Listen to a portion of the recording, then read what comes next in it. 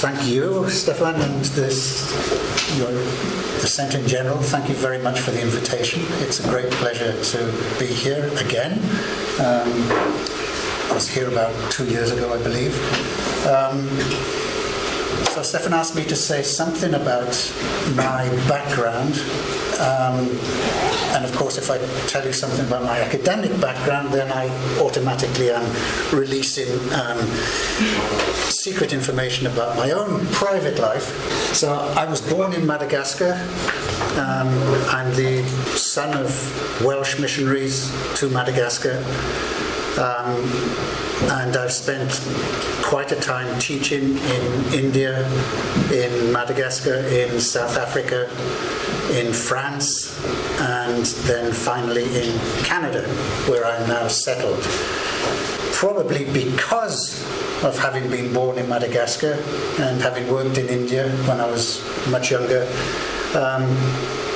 my focus has always been on that area. In Britain, as an undergraduate, I trained in, believe it or not, West African economic history. But I always wanted to gravitate across to looking at the Indian Ocean. I focused initially on Madagascar for my PhD, but studying Madagascar, I don't know how many of you know the island or have been there, but the people are of mixed genetic heritage. And one of which is the Bantu-speaking heritage, so clearly an African input, but the other one is what is termed in linguistic terms Austronesian, so coming from the Indonesian area.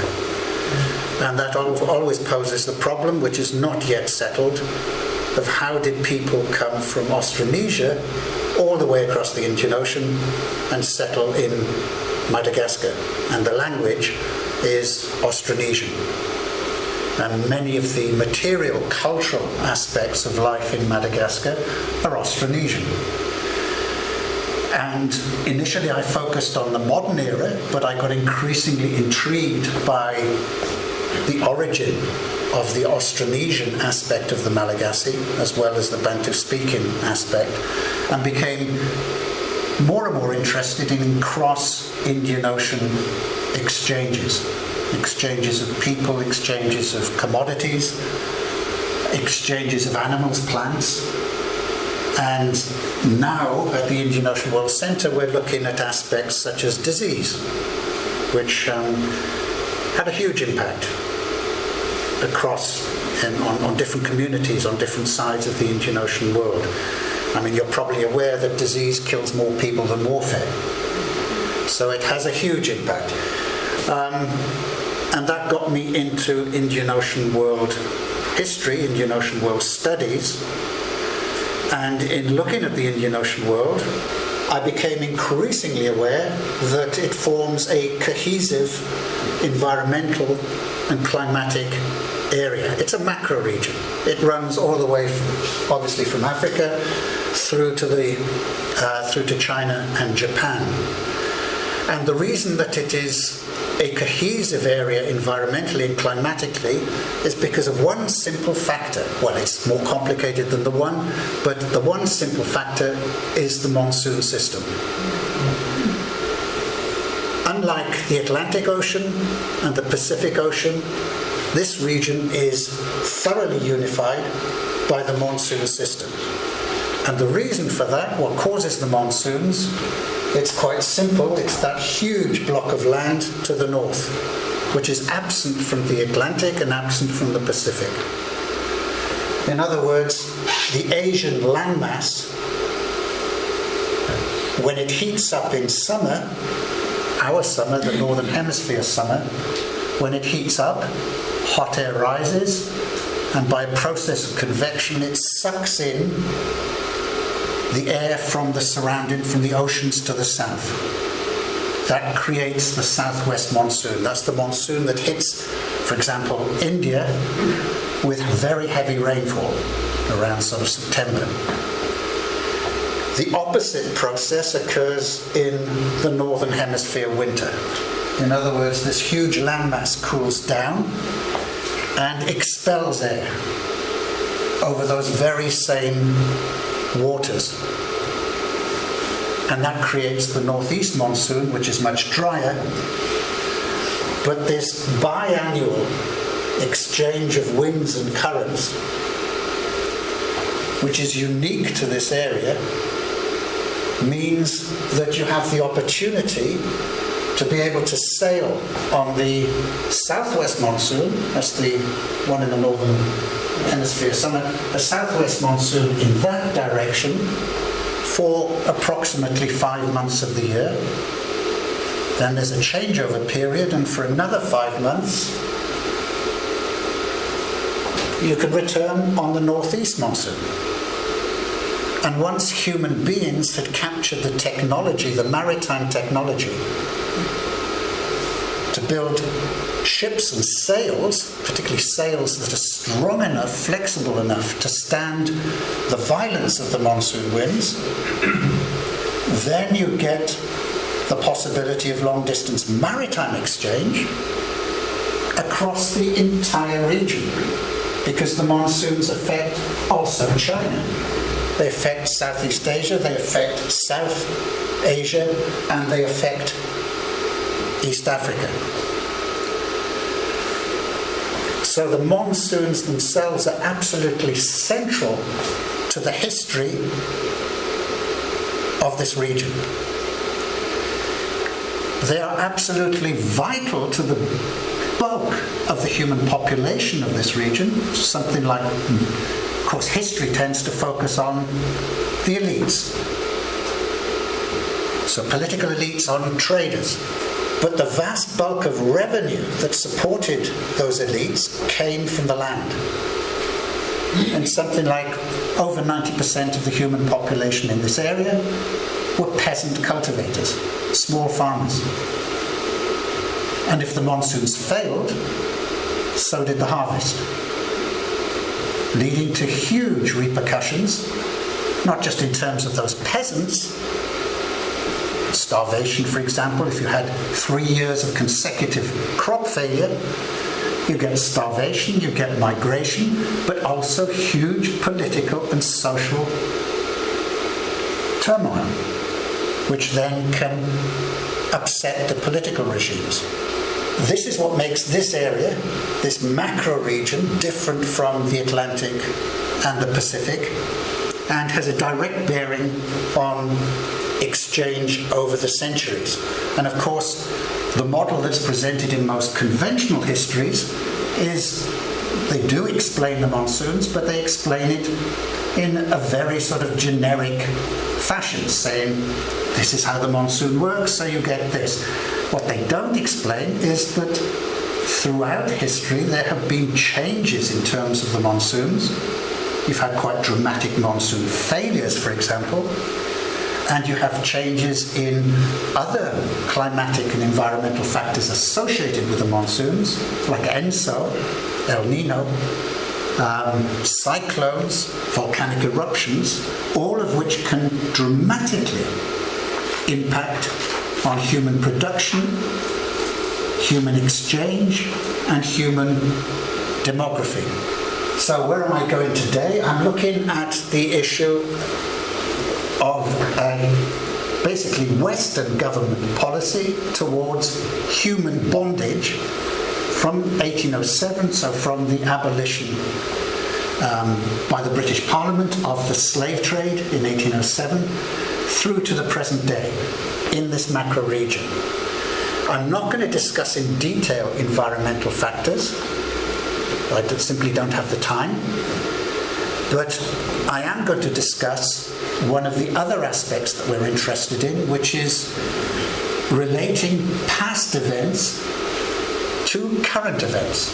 So past to present patterns. In general, most Western governments say that they have no responsibility for bondage, for human trafficking, for sexual slavery today, because they abolished slavery in the 19th century.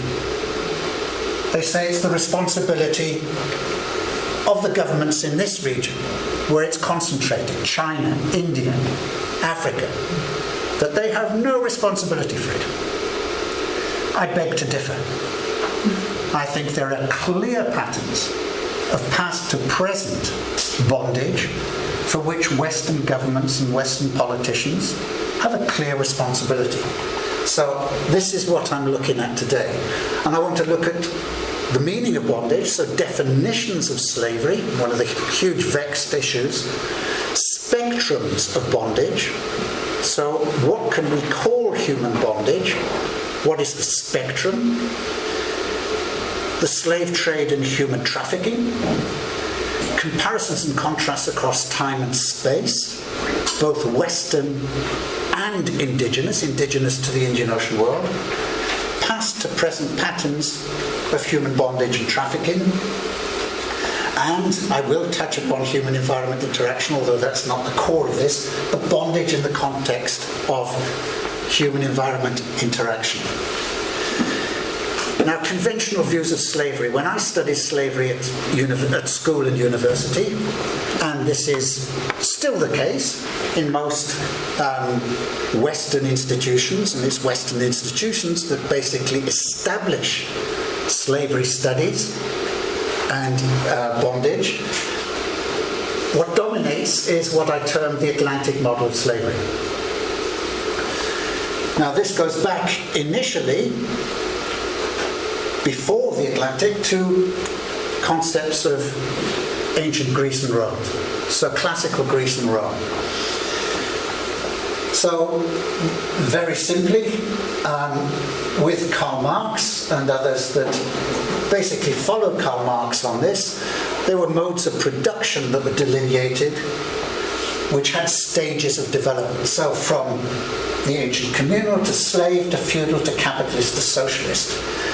Now, having slave before feudal and saying that you finish with slavery at in a certain mode of production at a certain period of time explains why, for example, in China, many Chinese historians won't discuss slavery because they say, influenced by Marx and Engels, they say, well, that's a previous era.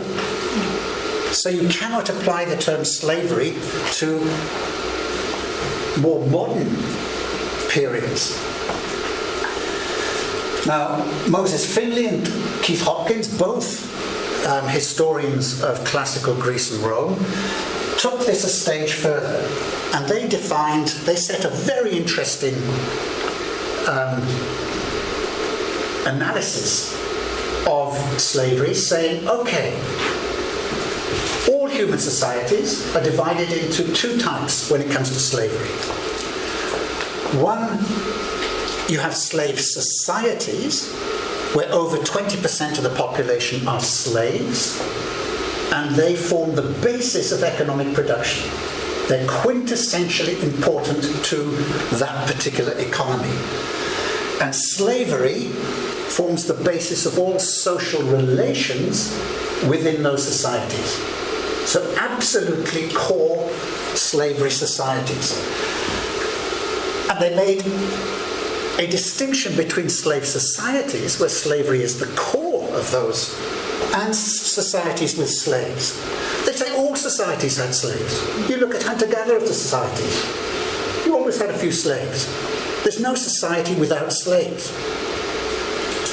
But the distinction is that these had less than 20%, these are rough figures of course, less than 20% of the population who were enslaved, and what the slaves did was not essential to the economy. And social relations were not forged by the structure of slavery within those societies. And Finley and Hopkins identified only 5 societies in the history of human beings that you could classify as slave societies. Classical Greece and Rome, and then the West Indies, Brazil, the American South, and Lovejoy and Klein have added West Africa to that.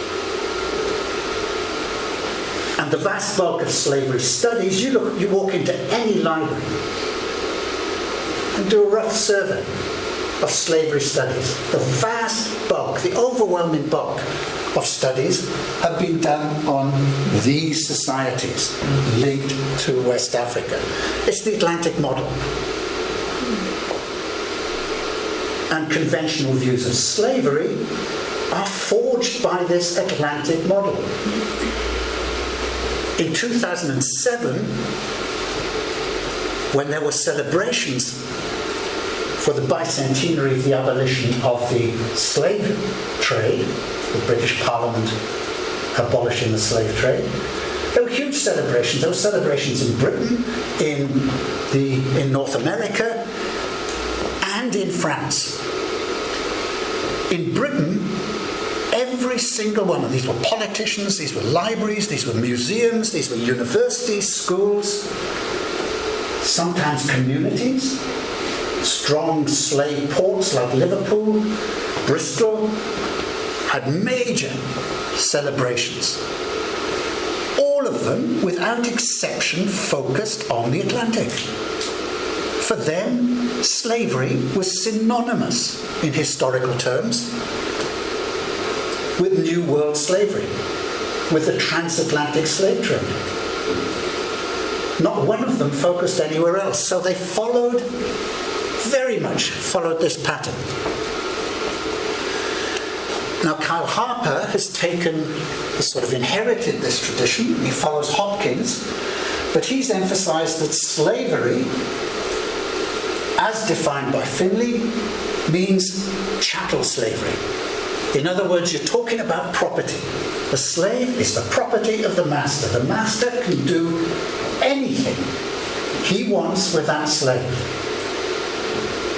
He is legally entitled to have total power and control over the slave, and that relationship, that power imbalance, is automatically imbued with violence. Every aspect of relationships between the master and the slave is characterized by violence and by the lack of access for the slave to any form of social honor. And Harper says that all other forms of dependence are different. Some might lead to slavery, but they're not slavery. He also says that the opposite of slavery is true freedom. Freedom in the modern sense. Freedom as we think of freedom. The ability to move freely, to do whatever job you want, to live where you want, to marry who you want, or not marry. It's up to you. It's total freedom in the modern sense. And therein lies a huge problem. Because that's what most students at university think of. That's what most students in school think of. So they look at today's concept of individual freedom in the modern democratic Western tradition. And for them, that is the opposite of slavery, and that influences their judgment of slave relations in the past. Which, for me, I find a totally ahistorical approach. Okay, so the Atlantic model. That's where the bulk of attention lies, between roughly 1500 and the mid-19th century, a bit later if you take in Brazil and abolition. So roughly between 12 and 13 million, still debates about how many shipped across the Atlantic. The origin, sub-Saharan African. We're talking about black Africans. 2/3 of whom were young males between the ages of 15 and 34. Where did they go? Predominantly to the Caribbean, Latin America, and the southern states of what is now the United States. Here comes quite an interesting distinction, though. Despite the bulk of slavery studies, most of that is on the American North. But where did the slaves go? Only 5% ended up in North America, and they tended to be the ones that the slavers could not sell in the Caribbean or in South America. The bulk of those shipped across the Atlantic went to Brazil or the Caribbean. In the New World, We know the format.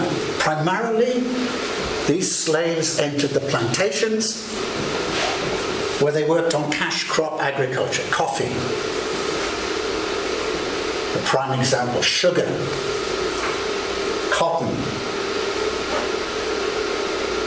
Secondarily into mining, and third into the service sector, particularly in the port cities. Working as domestic servants, porters, drivers and craftsmen. And then you have Eric Williams producing Capitalism and Slavery, hugely influential work, saying that this system, we're talking about slave societies where slavery underpins economic production, and you think about that triangular trade between Northern Europe, West Africa and the New World. You think of the cash crops, particularly in terms of Britain, cotton, which formed one of the linchpins of the Industrial Revolution. I mean, you think about Britain kicking off the Industrial Revolution, okay, this miserable set of wet islands off the continent of Europe.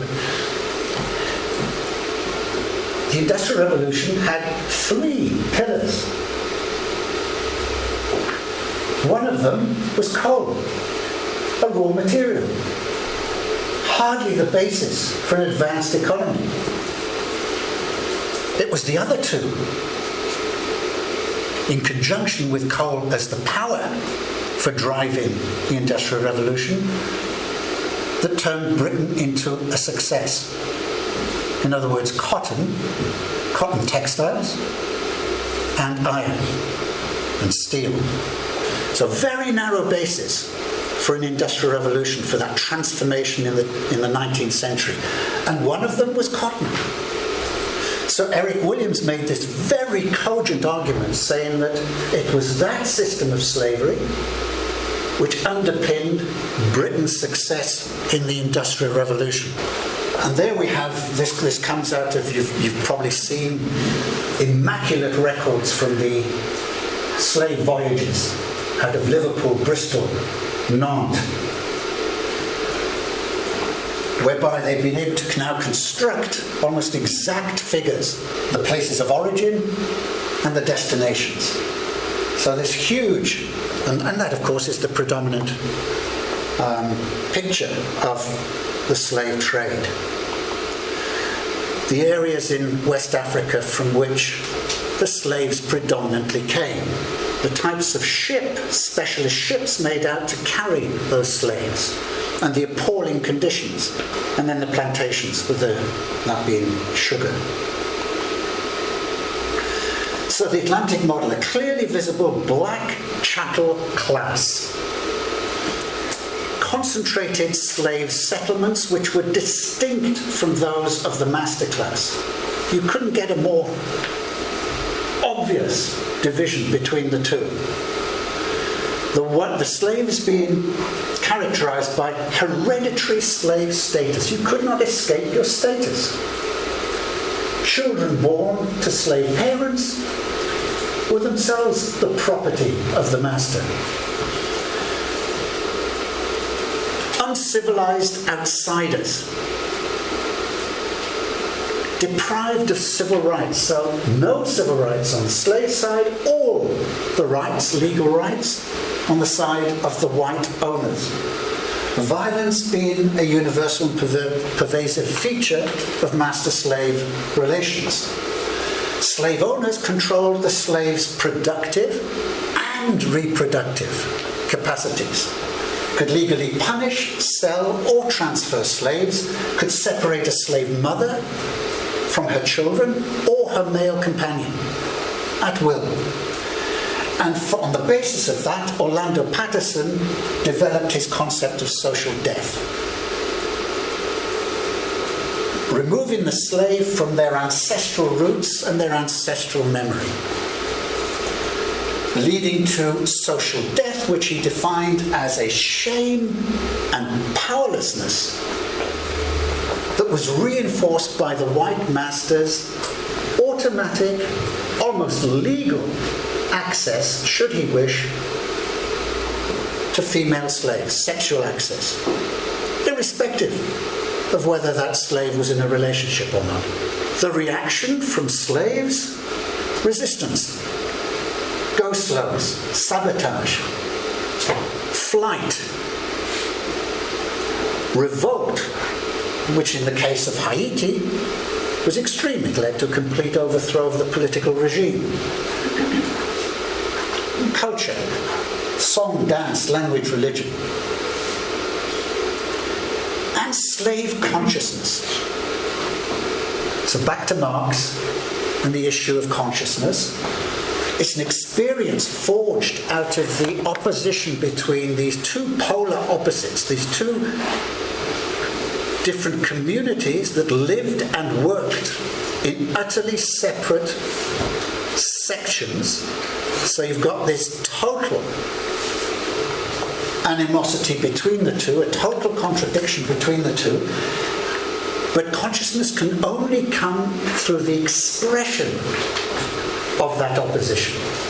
And you get it expressed by a slave elite, sometimes in the form of written work, but more commonly orally.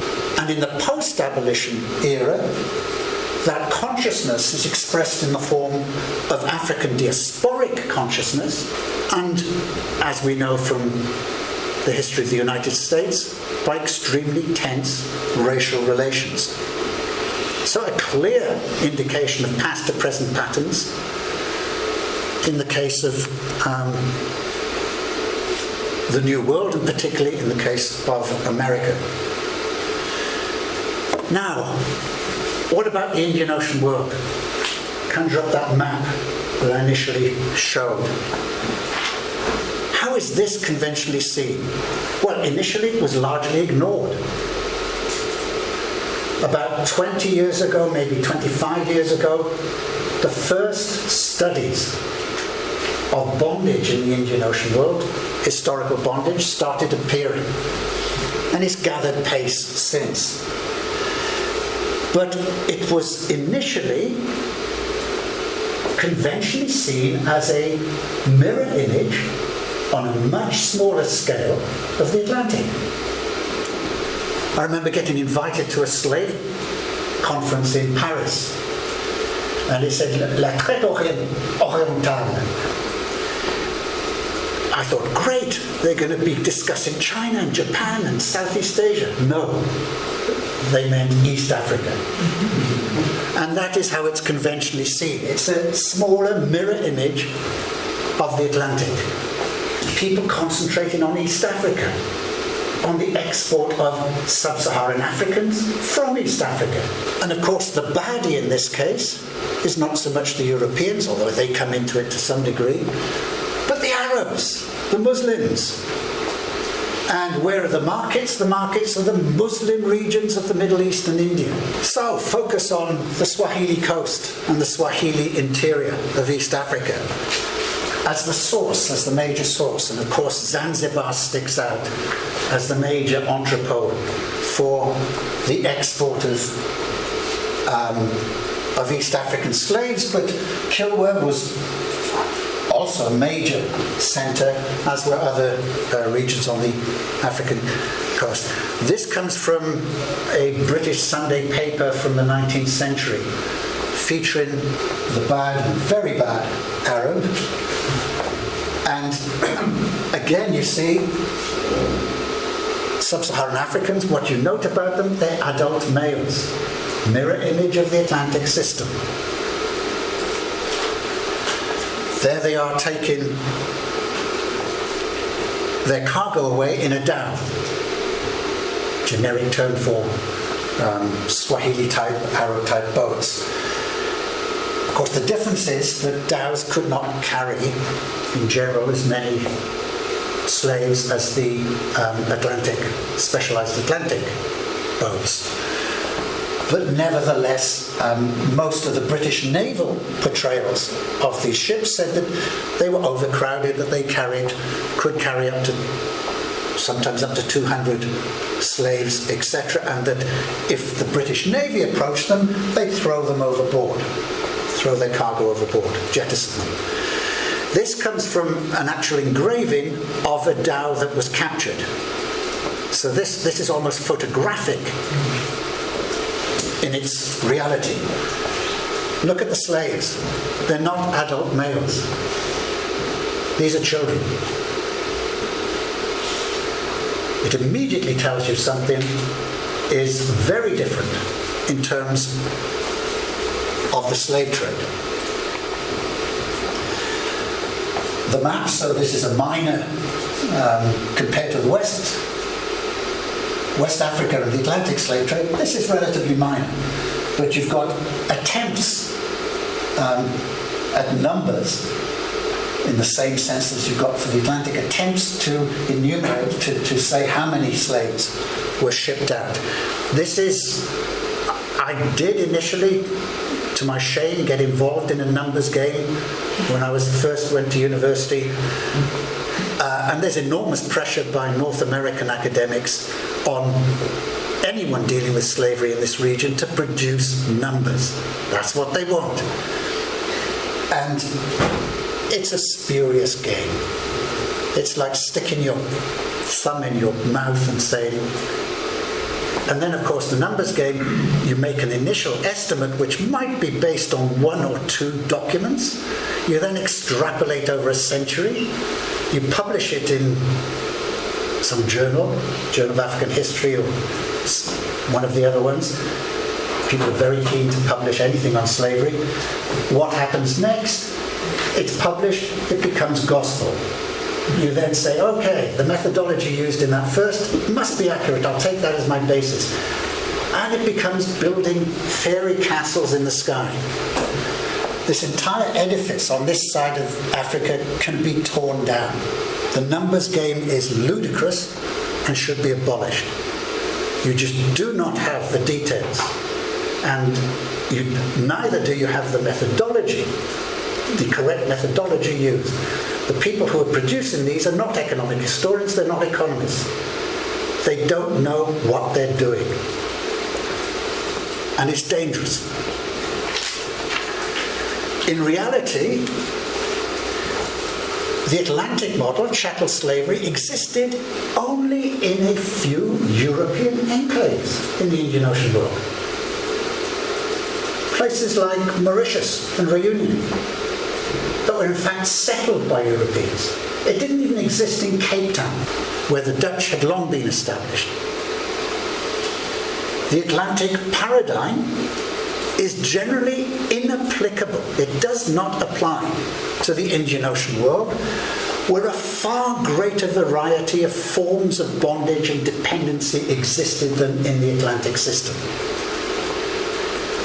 But systems of bondage, of dependency, if you like, were integral, central to every Indian Ocean world society. And this raises, as a matter of urgency for anyone interested in slavery, the issue of terminology and definitions. Now, the Europeans, I'm sure everyone in this room, I used to do it, we all focus on the term slave. The problem being the term slave comes from a limited number of European languages. So slave in English, esclave in French, esclave. They all go to the same root. It's basically Slav, because that's the source of slaves into the Mediterranean in the earlier era. Once you step into the Indian Ocean world, you don't find European languages. There are multitudes of languages, many of which have a significant variety of terms for different types of bondage, none of which correspond to the European, that narrow European term, slave. And yet, academics automatically apply the term slave to it.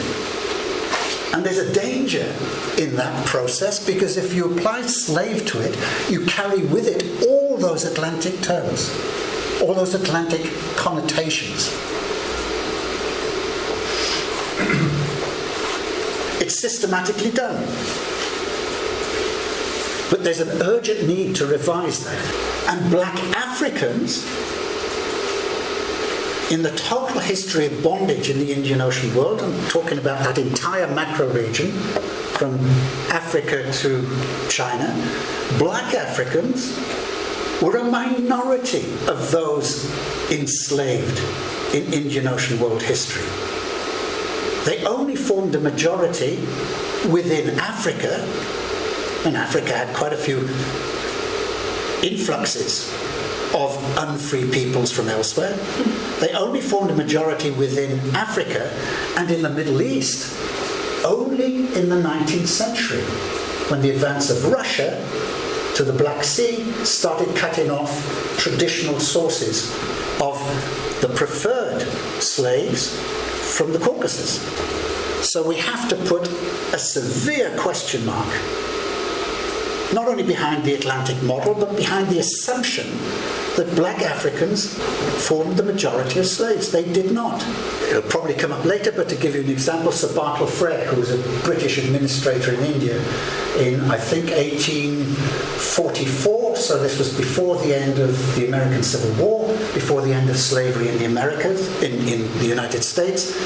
In 1844, he estimated that there were between 8 and 9 million slaves in India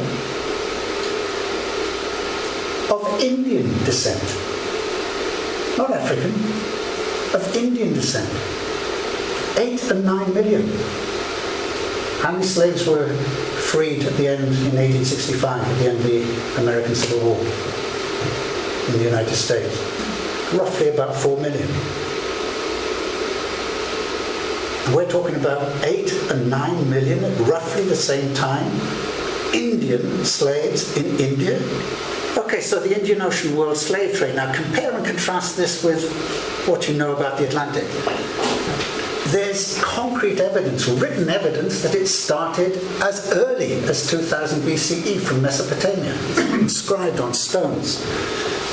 And the first slaves that are noted, written down as being sold, were not blacks. They weren't males. They were females. From that area. The cumulative number of humans trafficked in the Indian Ocean world over the centuries since 2000 BCE, far greater than the 12.5 to 13 million shipped across the Atlantic, on which, nevertheless, the majority of slavery experts concentrate. Sorry, 1841. There you go.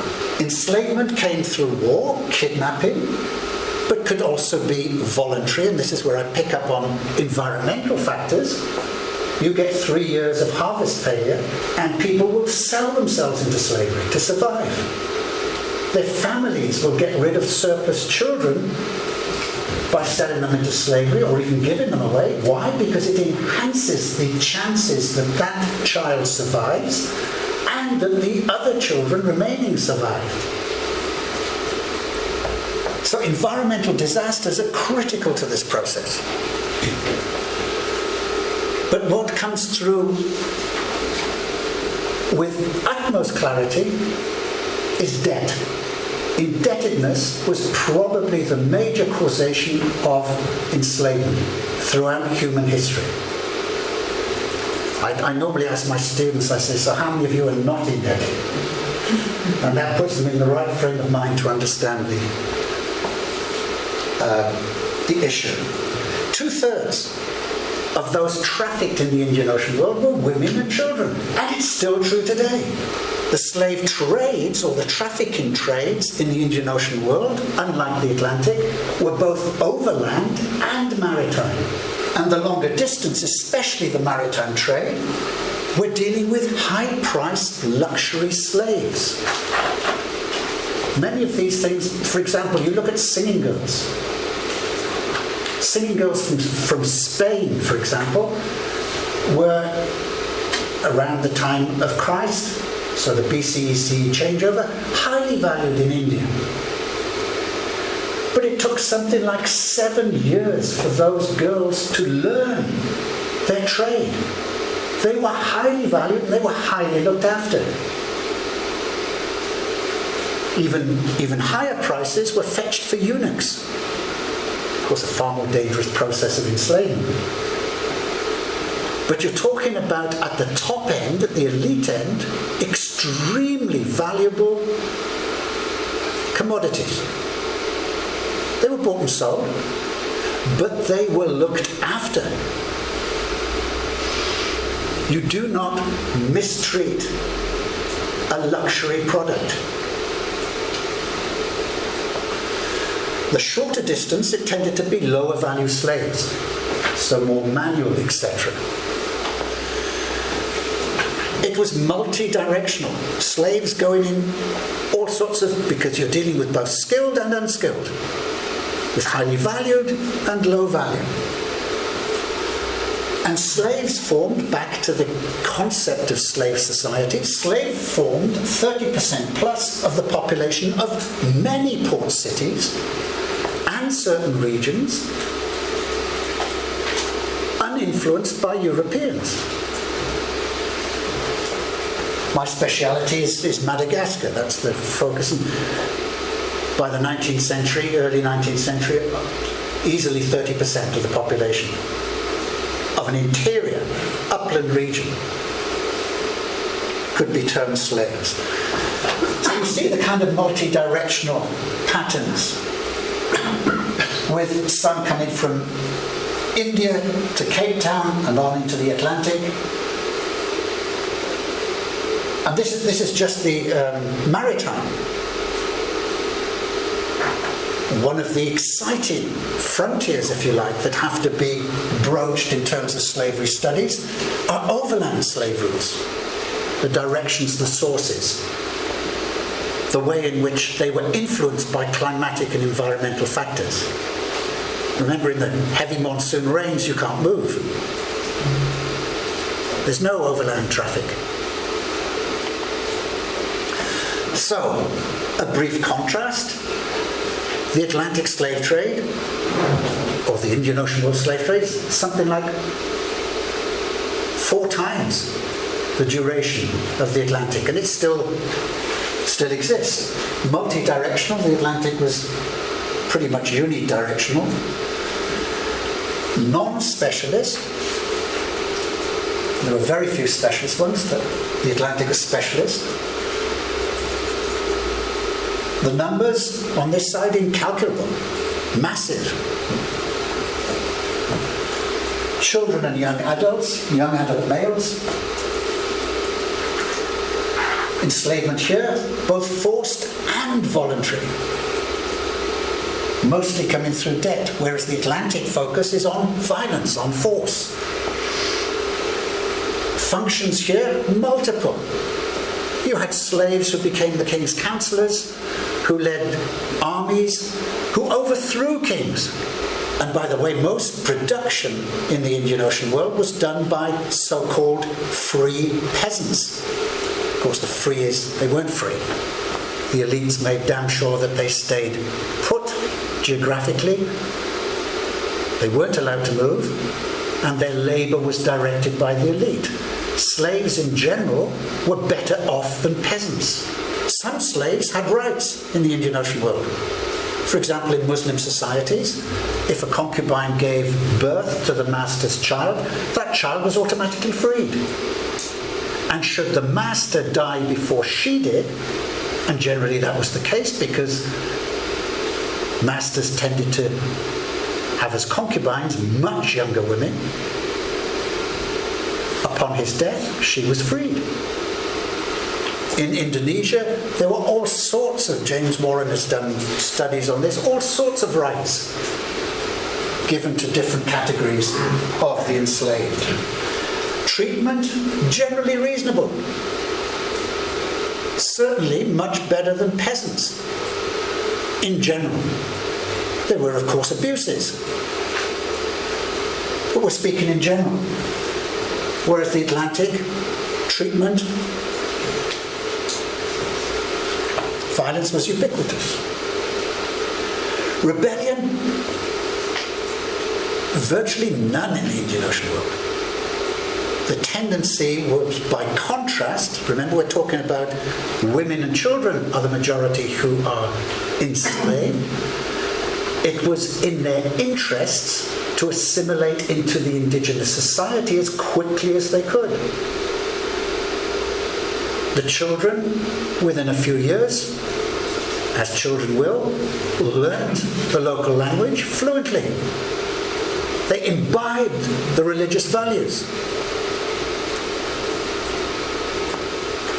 And for the women, particularly mothers, they did their best to protect their children and to protect their livelihood. So they too assimilated. By the way, raiding parties were generally in the Indian Ocean world, and right up to the present day, raiding parties would kill adult males. Not out of the pleasure of killing, but because males will put up resistance. They're much more difficult to guard. You have to put greater investment into taking them back to the centres of enslavement. And adult males are extremely, how can I say it, reluctant to learn new languages. In other words, they're pretty useless when it comes to bondage. Manumission was quite common. It was common under Muslim regimes. It was common even in regimes such as the Dutch in the Cape and on Mauritius. Should a white master on Mauritius, for example, or in the Cape, choose to marry a slave in the church, then she was considered free. Very little diasporic consciousness. There are North American academics who poured into places like Gujarat looking for peoples of slave descent. And they found them. You can test the DNA, they're there. But these academics then start pressing them for certain attributes which show that they're African. And initially they were met with hostility. These people did not want to acknowledge slave descent because to do so would stigmatize them today and stigmatize their children.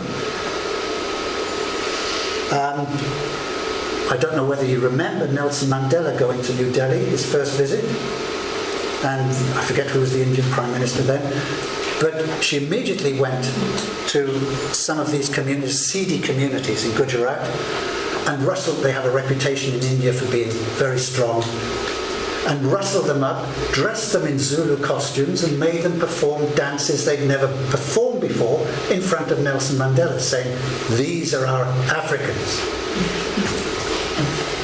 And there are American academics who pay these people to go on dancing and singing tours, singing songs that they are not traditionally theirs. So, abolition in the context of the international economy and colonization. So, how far can we say that European regimes and governments can excuse themselves for continued slavery? Well, the 19th century marks a distinct break. It's the start of a truly international economy. It's the preceptor of our global economy of today. And by the end of the 19th century, there were very few areas of the world which had not been drawn in some way or another into the workings of the modern capitalist economy on a global scale. Very few. So the 19th century marks a turning point. It also marks a turning point in the sense that certain societies had broken free of that Malthusian curse which had plagued humankind for centuries, whereby you had economic growth, demographic growth, greater production, and then the population extends beyond what the resources can sustain, and cataclysmic collapse. That's the history of humankind, basically, until the 19th century, until we break through with the use of technology into the modern era. But driven by technological innovation, a new economy emerges. A global one. In Europe, it's marked by industrialization, which is labor intensive. In Britain, it's labor intensive.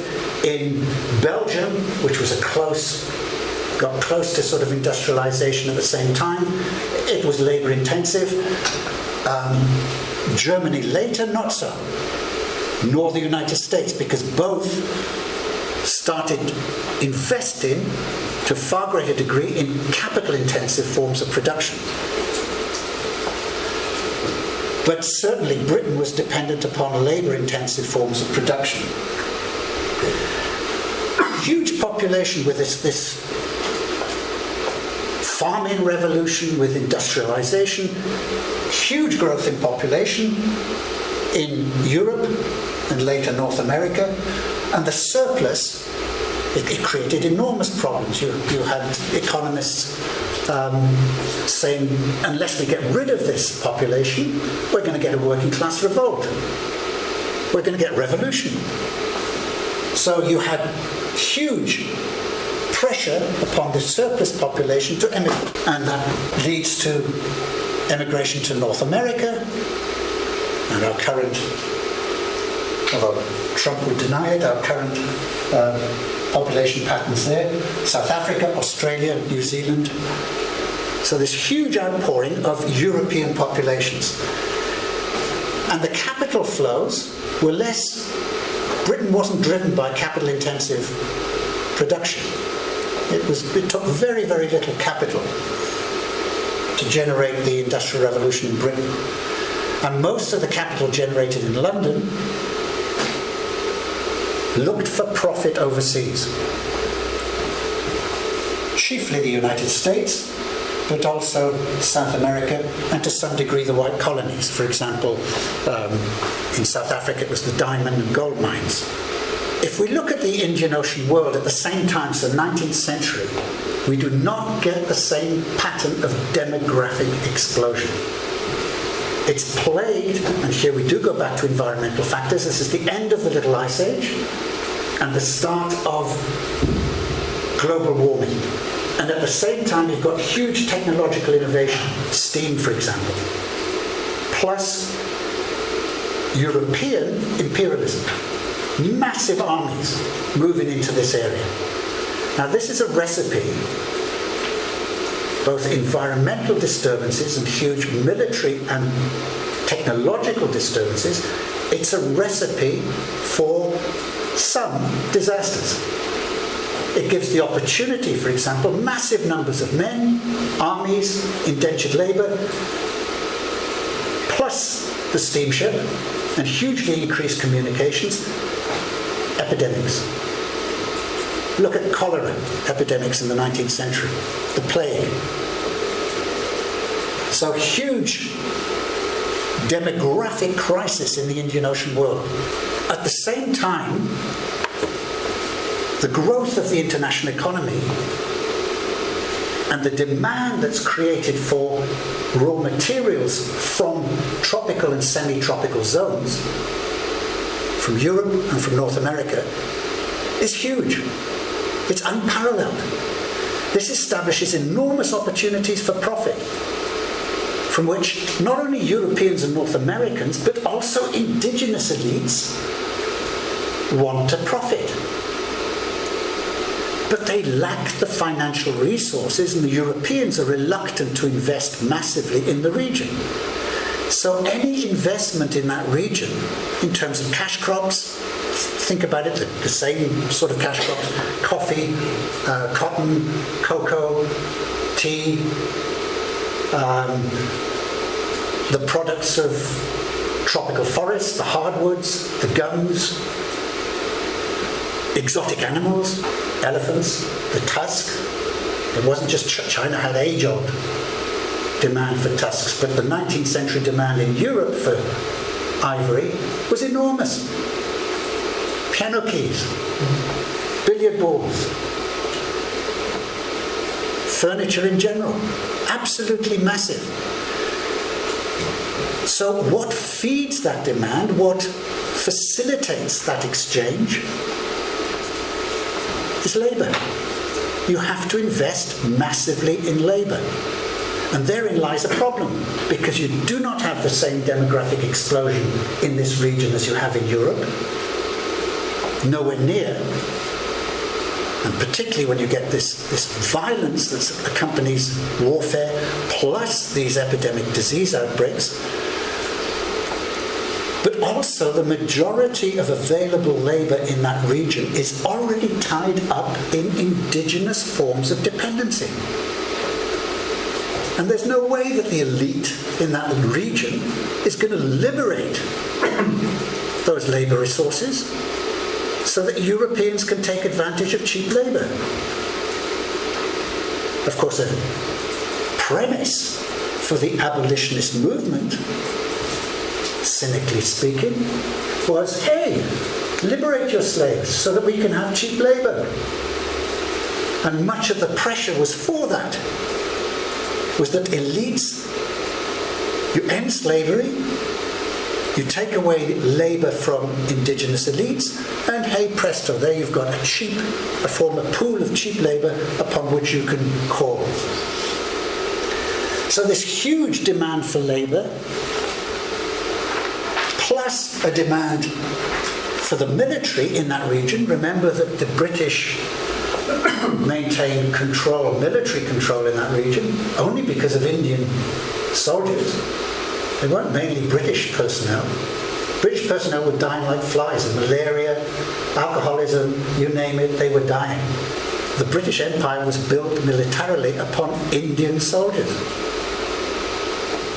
Look at the Dutch, who did they recruit? The only reason the French managed to capture Madagascar was not because of French soldiers. In the initial assault they used French soldiers, but something like 85% of them died of malaria. And they were almost forced, Paris almost gave up the venture, but they called in the Senegalese and sent in the Senegalese troops. So you've got huge demand for labour for military purposes. This is sort of ran ahead of myself somewhat there. Back to this, the IOW, the Indian Ocean World Labour Market, was extremely restricted. So what do Europeans and the elites were not willing to give up? Their labour resources. Here you've got the beginnings of colonisation, different European powers that were involved.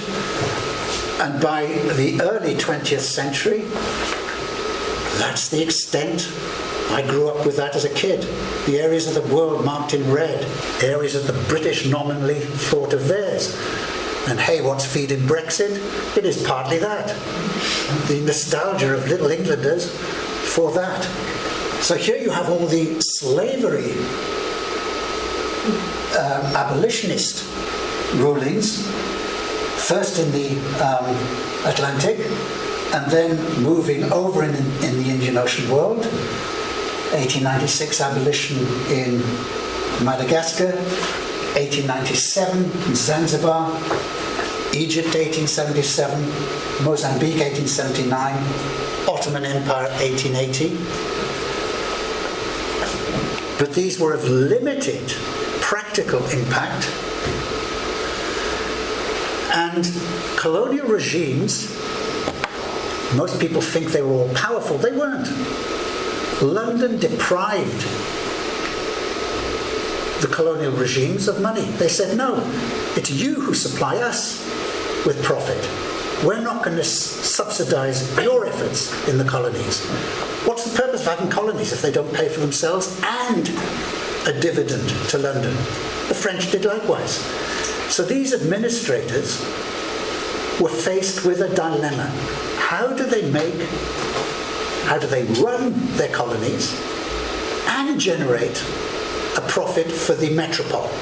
Particularly when the elite, and they can't alienate the elites, the local elites, otherwise they'd be faced with revolt. When the elite are hanging on to their forms of bonded labour. Most initially continued to tolerate slavery and the slave trade. They were practical men. They realised the realities on the ground. It would be dangerous to abolish slavery totally.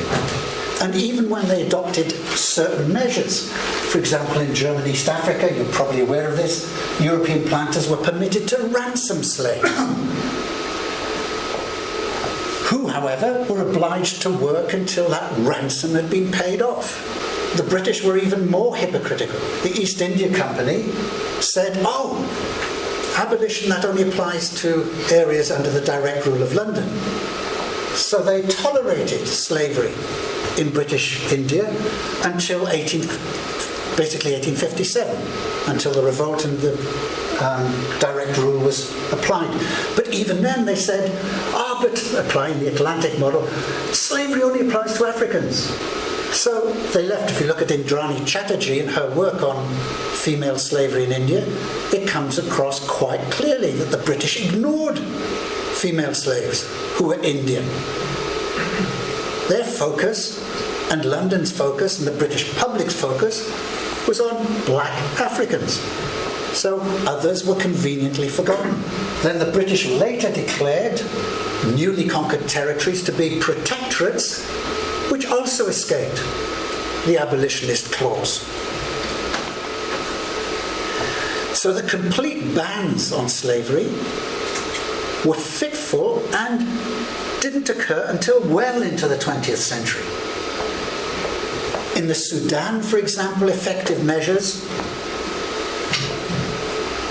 were only taken in the 1930s, and it still goes on.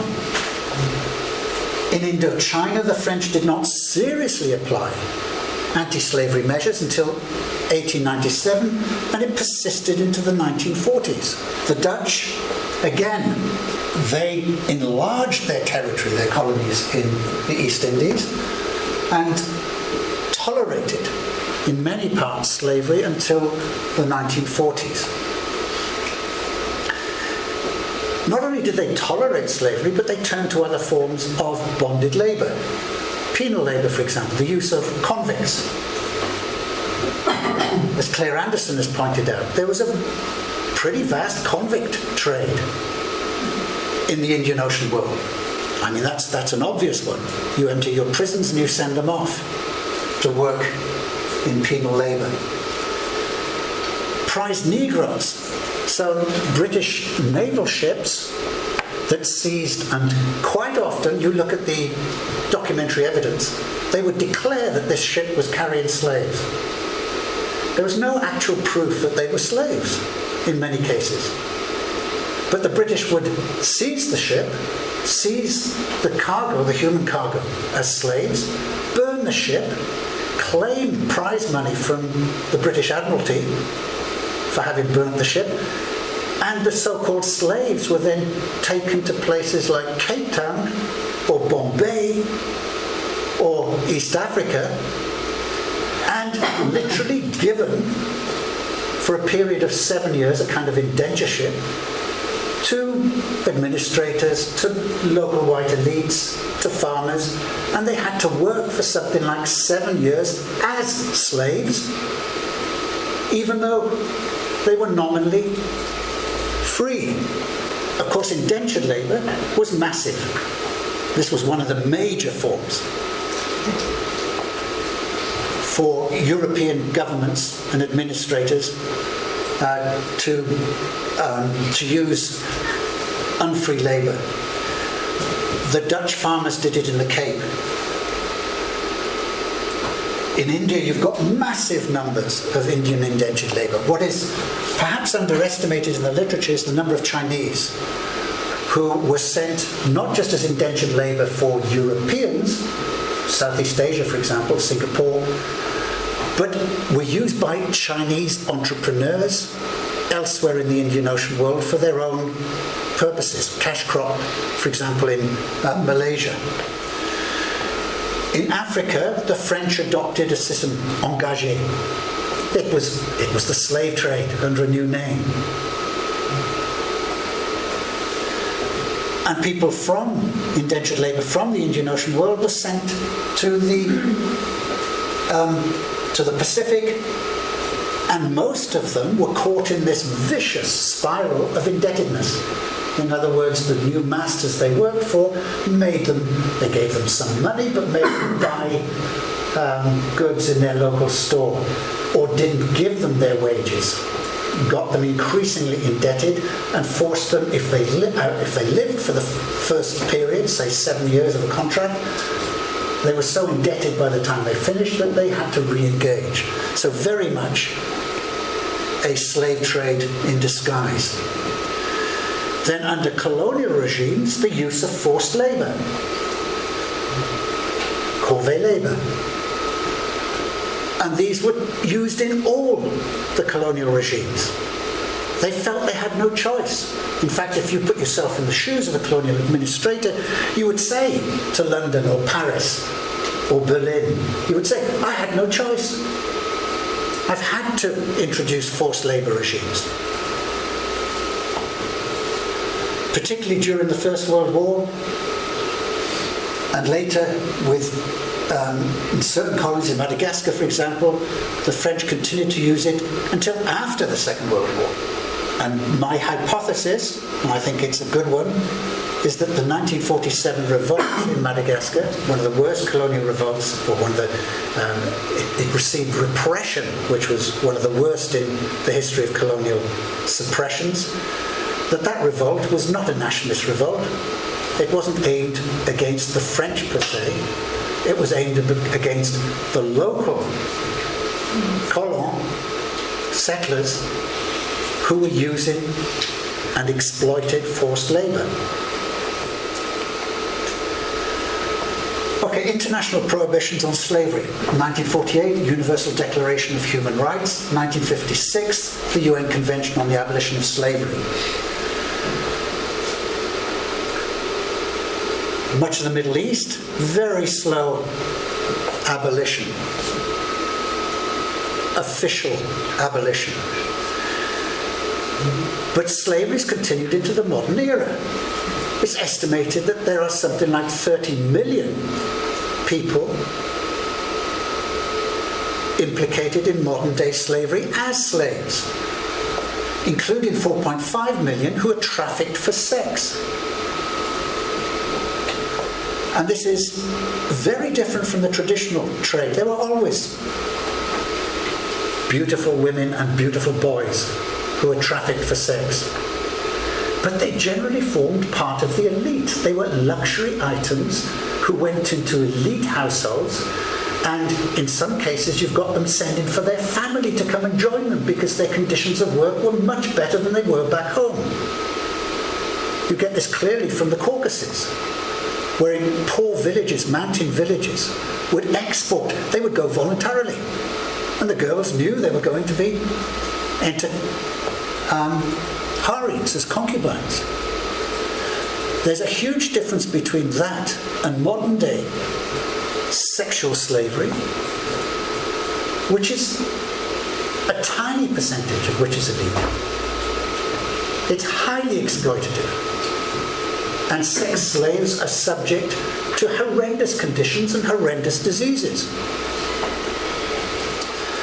And since the 19th century, it started in the 19th century with these massive numbers of males, European armies, massive numbers of indentured labour, and the Chinese left China and established these work camps in Southeast Asia as male-only communities.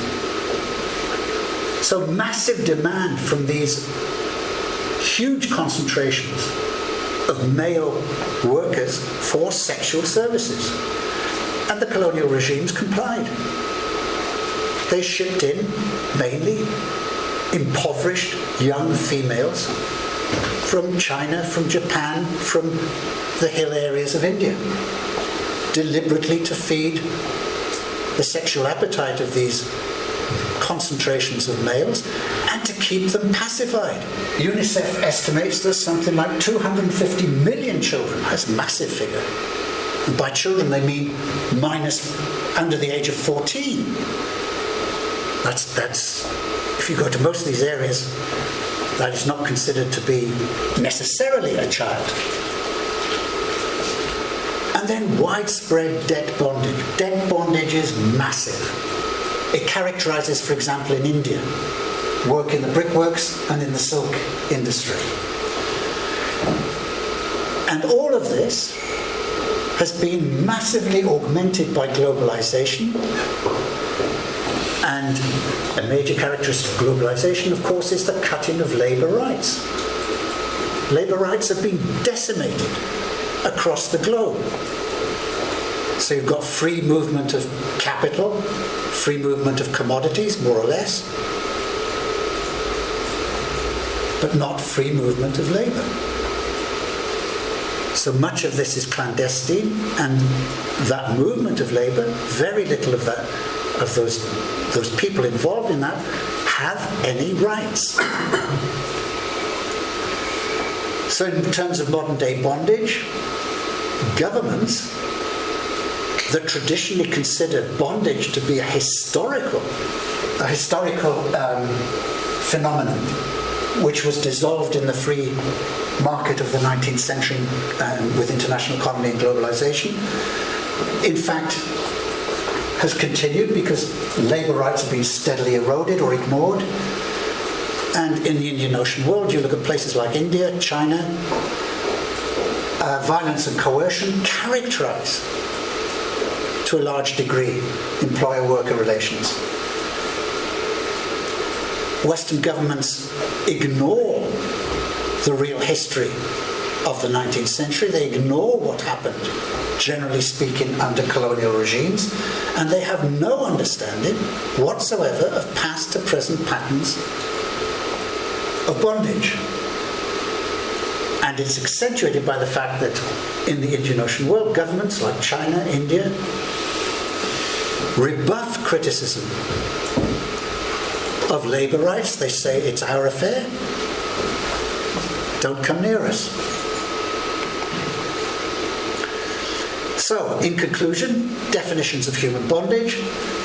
We get a wide spectrum from chattel slavery to debt bondage.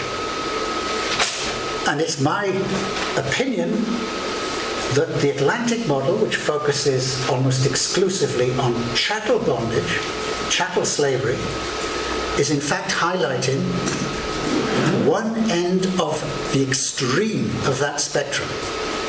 So that something like 80%, maybe more, of slavery studies concentrate on something which is a minority in terms of that spectrum.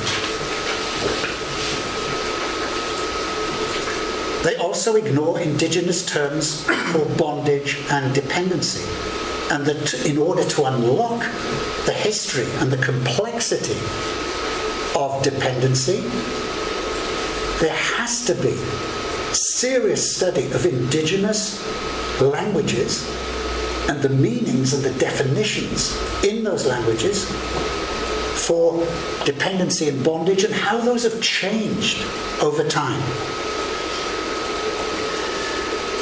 You cannot disassociate historical forms of bondage from modern day slavery.